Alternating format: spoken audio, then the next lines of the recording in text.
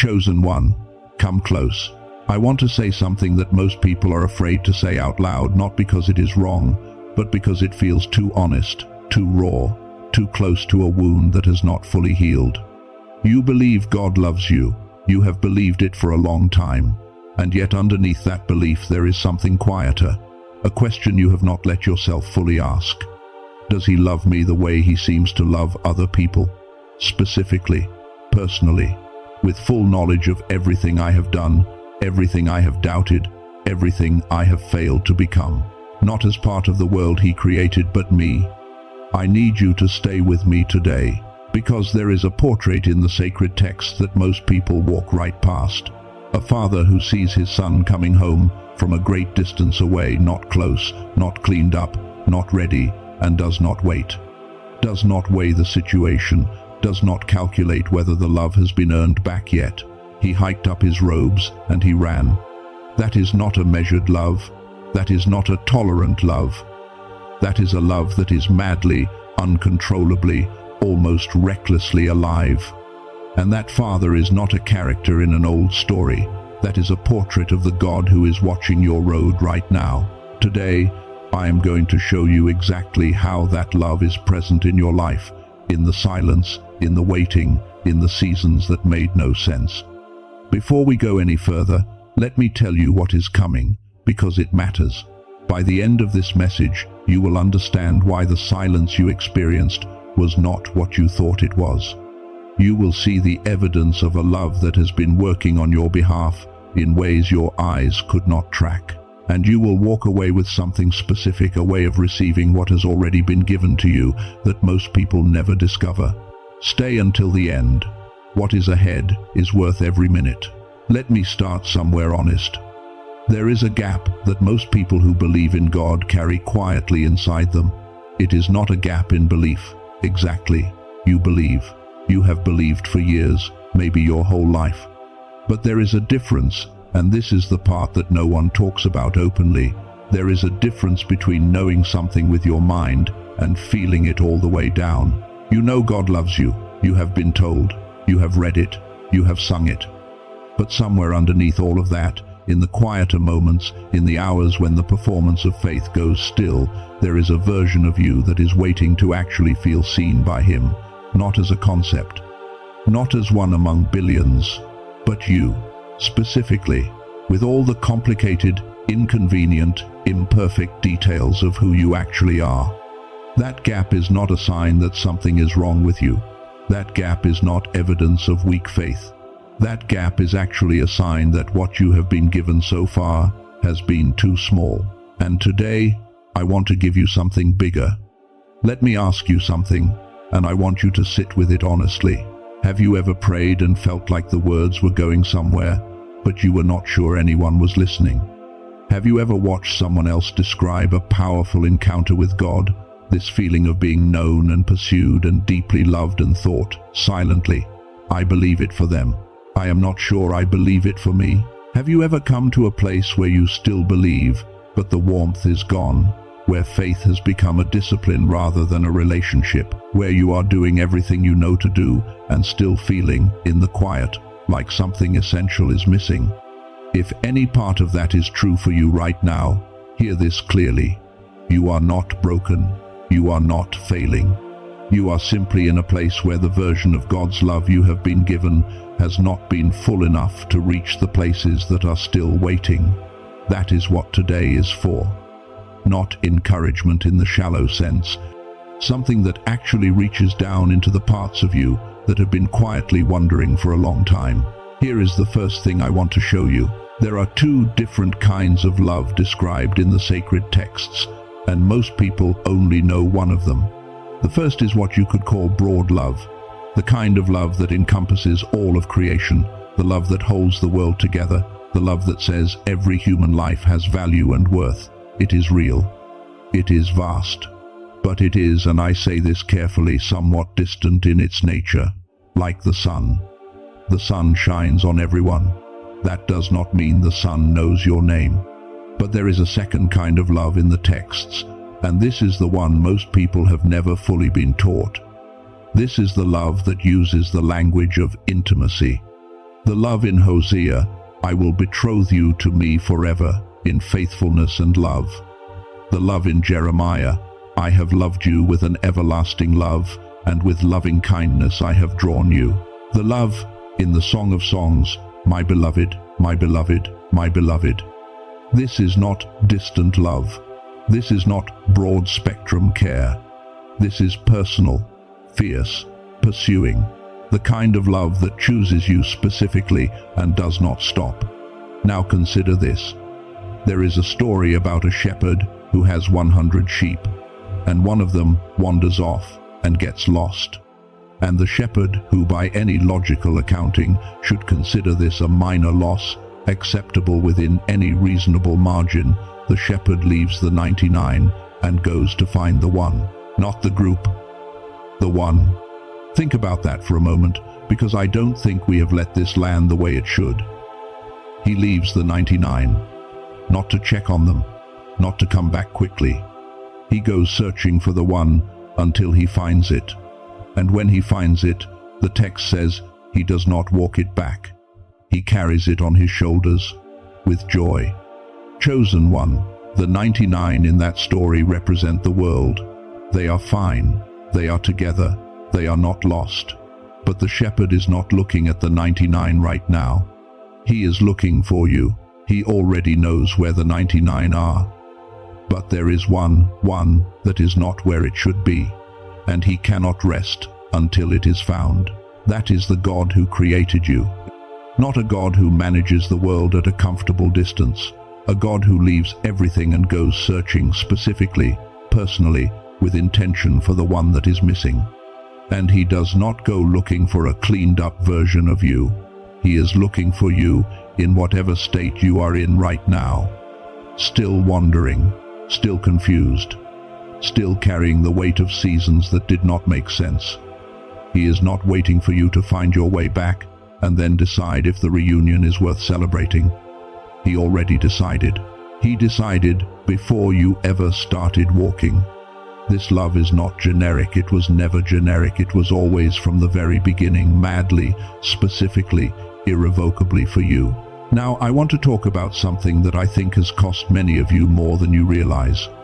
Something that has quietly strained the relationship between you and God, not because it was intended to, but because no one gave you the right framework to understand it. The silence. You know the season I mean. The one where the prayers seemed to bounce off the ceiling. The one where you showed up faithfully, did everything right, believed with everything you had, and the sky stayed quiet. No sign, no confirmation, no breakthrough that announced itself with any clarity. Just quiet. And in that quiet, most people do what human beings naturally do. They fill the silence with interpretation. And the interpretation that comes most naturally, because it is the one we learned from human relationships, is this: silence means withdrawal. Silence means something is wrong. Silence means they have stepped back. Silence means maybe I am not as important as I thought I was. But that interpretation belongs to human love. And God's love is not human love. Let me show you what I mean through two lives that understood this, eventually, though not without cost. Joseph is 17 years old when his brothers throw him into a pit and sell him to strangers. He ends up in Egypt, a slave in a foreign house. He does everything right. He serves faithfully. He has integrity in every situation. And then he is falsely accused and thrown into prison. No explanation, no divine intervention, no angel appearing with a message that says, "Hold on, this is going somewhere good." Years pass. And the text in the middle of all of this silence says something extraordinary. It says, "The Lord was with Joseph." Present tense, active, not was about to help Joseph, was with him, in the prison, in the silence, in the years that made no sense.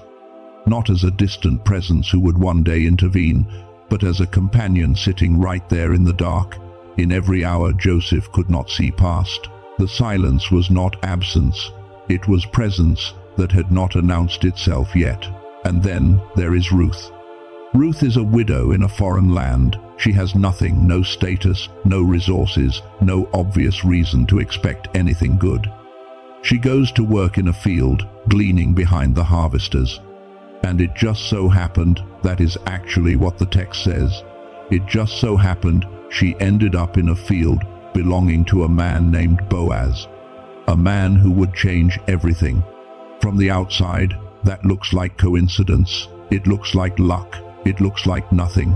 But when you stand back and see the whole story, you realize that what looked like random movement was actually the most carefully choreographed love story you have ever seen.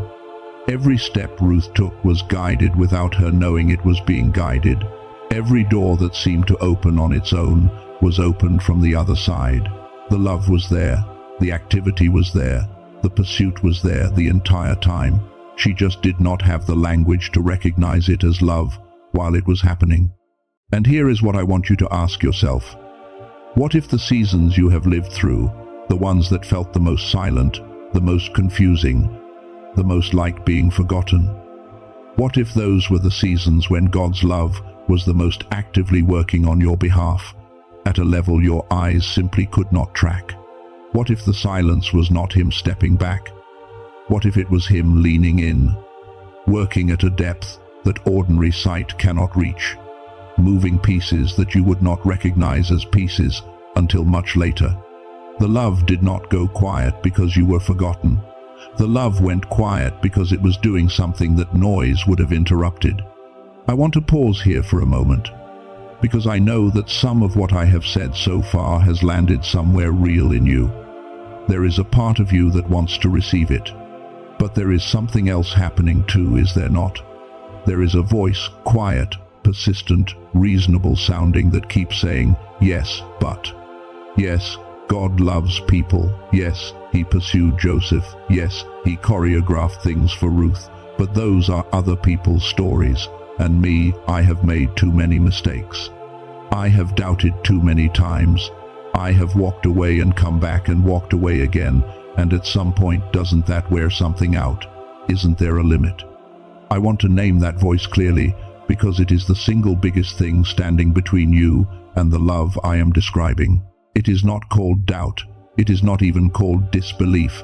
It is called unworthiness. And it sounds humble, it sounds like appropriate humility, like you are not claiming too much, but it is actually the most quietly destructive belief you can carry, because it positions you as the obstacle between yourself and everything God has for you. Here is what the sacred texts actually say about this. There is a son who has done the worst possible thing. He has taken his father's inheritance, essentially telling his father, I wish you were dead. Give me what is mine now, and wasted every last piece of it.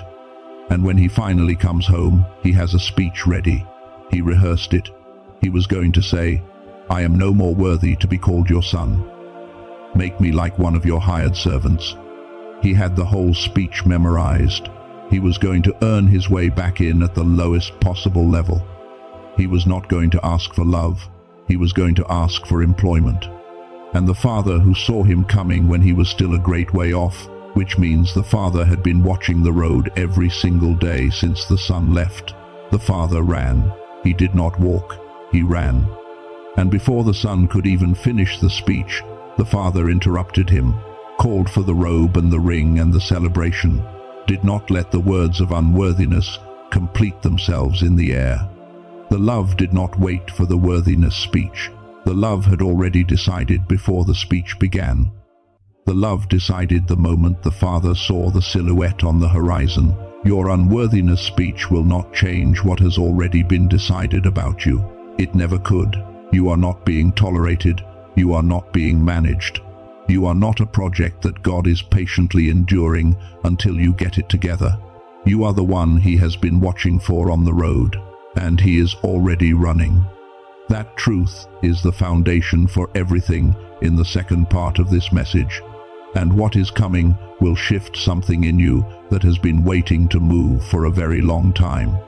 We have talked about how His love is not generic, it is personal and specific. It knows your name. We have talked about how the silence was never absence. It was a form of love working at a depth you could not see.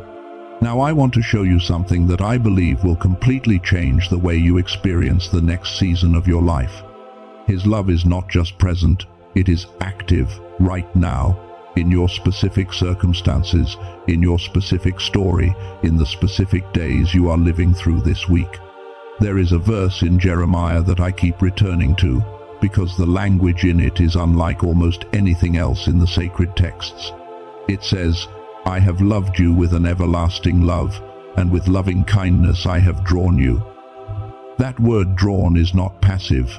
It is not the language of waiting at a distance. It is the language of a current, of being pulled, of a hand extended that is actively guiding you somewhere, even when you cannot feel the hand. You are being drawn right now. And if you pay attention, really pay attention, you will start to see the evidence of it.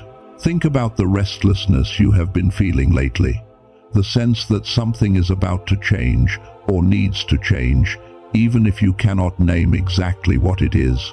That restlessness is not anxiety running loose, that is the pull, that is the current moving, that is love saying, "Not here, come further." Think about the things that have been crossing your path unexpectedly, the conversations that opened at exactly the right moment, the words you found at exactly the right time that addressed something you had not said out loud to anyone, the person who appeared in your life and said something that reached somewhere you thought was closed off. Those are not accidents. Those are the work of a love that is actively orchestrating your path, not from a distance, but from within the story, moving pieces, opening doors, placing things in your hands before you even knew you were reaching. Think about the relationships that have shifted around you. Some have faded, some have ended in ways that were painful and confusing, and some new connections have arrived, quiet but significant, almost without explanation. That reorganization is not random. Something is making space. Something is clearing what cannot go where you are going and drawing toward you what belongs to the next season of your life. You did not find this message today by accident. Something in you reached for it, or something reached through you and found it, because you are in a moment of active pursuit. The shepherd is out looking for the one right now, and the one is you. He has been looking for you with an intensity that does not sleep, does not tire, does not recalculate whether the search is worth continuing. He already knows it is worth it. He has always known. Now I want to say something that I have been building toward this entire time. Something that, if you let it fully land, has the power to change the way you see every hard thing that has ever happened to you. Not just the recent seasons. Every season, every loss, every silence. Every night you cried alone and wondered if anyone was watching. God was not observing your suffering from a comfortable distance, with a plan in hand, waiting for the right moment to step in. He was in it with you. He was in the pit with Joseph, in every silent year that made no sense. He was in the foreign field with Ruth, moving things she could not see being moved. He was in the garden with Mary when she stood at the empty tomb, weeping, completely lost in her grief. And he called her name, not woman, not the grieving one, Mary, her name, personally, specifically. In the middle of her confusion and her pain, he called her name, and she knew who it was. He was not absent in your pain. He was in it with you, calling your name, in a language you may not have recognized as his voice at the time. And here is the thing that breaks the whole story open. The love that was with you in the dark was not a reduced version of love. It was not a strained version, a love under difficult circumstances love. It was the same love, the full love, the madly in love love, present and fierce and completely invested in you, in every single moment you believed you were forgotten. This means something for the stories you have been telling yourself. The story that says I went through that season because something was wrong with me. That story is not true. The love was there. The story that says I waited so long because I was not important enough for things to move faster. That story is not true.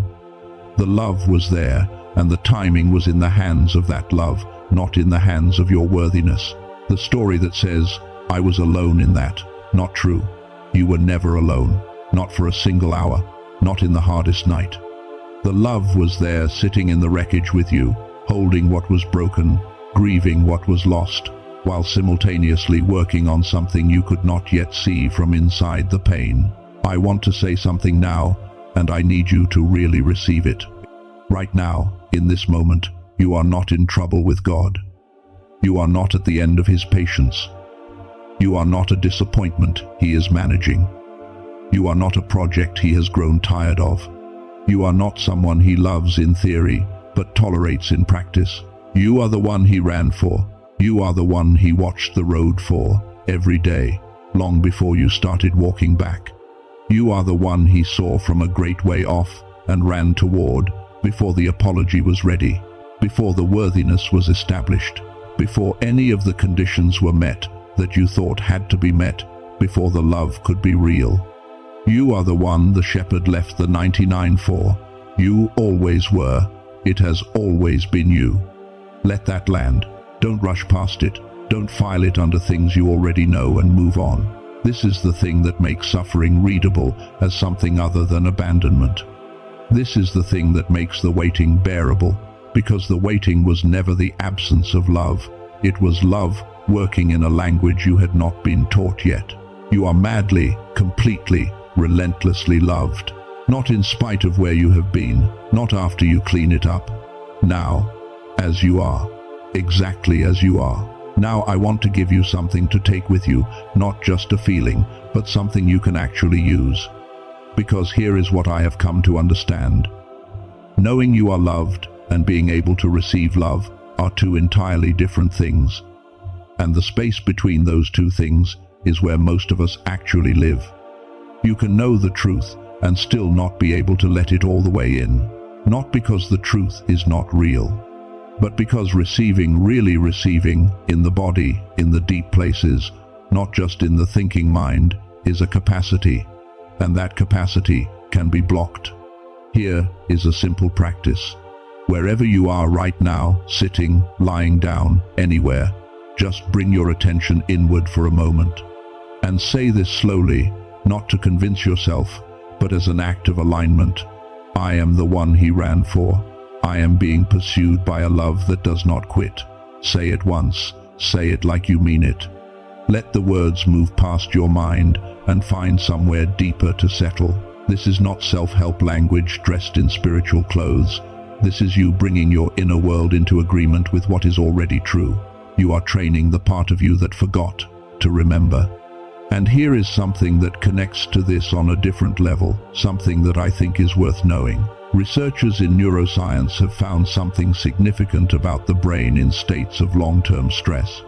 When the nervous system is running in a pattern they call survival mode, contracted, on guard, processing threat, the brain physically cannot receive. It cannot take in peace. It cannot absorb comfort.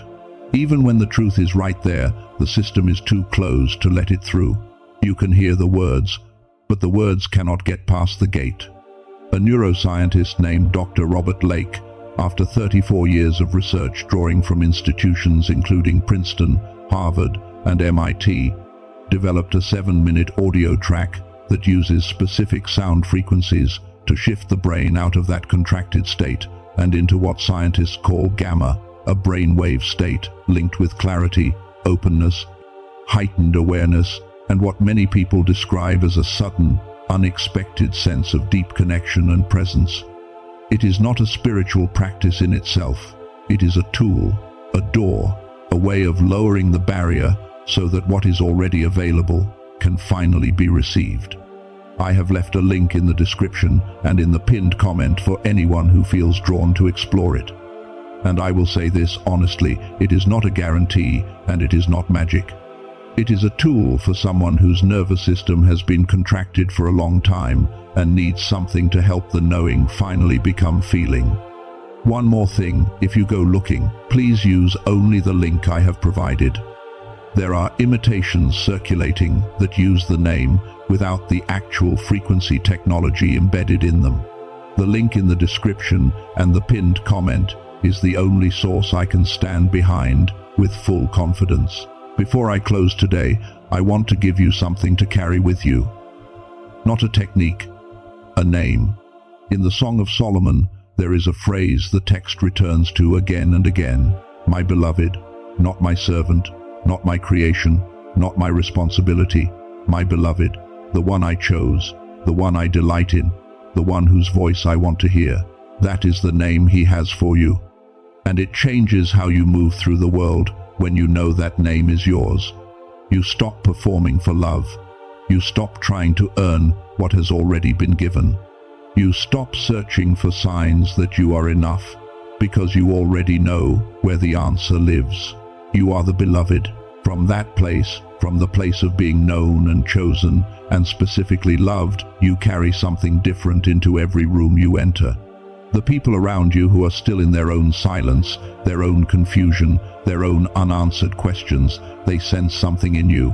Not because you have the right words, because you carry a peace that has a source, because you have been found and the finding shows. You are the one who sees what others miss. You are the one who transforms what was painful into something that reaches other people who are still in their pain. You are the one who was pursued into the dark and brought back into the light, not so you could keep it to yourself, but so you could be a light for others who are still wandering and do not yet know they are being searched for. This is who you are. This has always been who you are. The shepherd found the one. And the text says he did not walk it back home. He lifted it onto his shoulders and he carried it with joy. Not relief, not obligation, joy. You have been carried through things that should have broken you. You have arrived here in this moment, on this day, not by your own strength alone. Something carried you, something kept you. Something has been watching the road for you the entire time you were finding your way back. I want to pray over you before you go. Father, the one who hiked up his robes and ran, I lift up the one listening right now. This is someone who has carried the weight of a quiet question for a long time. Someone who has believed without always feeling believed in. Someone who has been faithful in seasons where faithfulness cost them something real. Let them feel what is true, not just know it, feel it. Let the knowing travel all the way down into the places that have been waiting the longest for this to land. Let the silence of their hardest seasons be reinterpreted right now, not as absence, not as abandonment, but as the closest, most intense form of attention you have ever given them. And let them carry this, not as a feeling that fades by morning, but as a settled knowing that changes the way they see everything that comes next. Go well, chosen one. The shepherd found you today, and the journey home, he is carrying you every step of the way.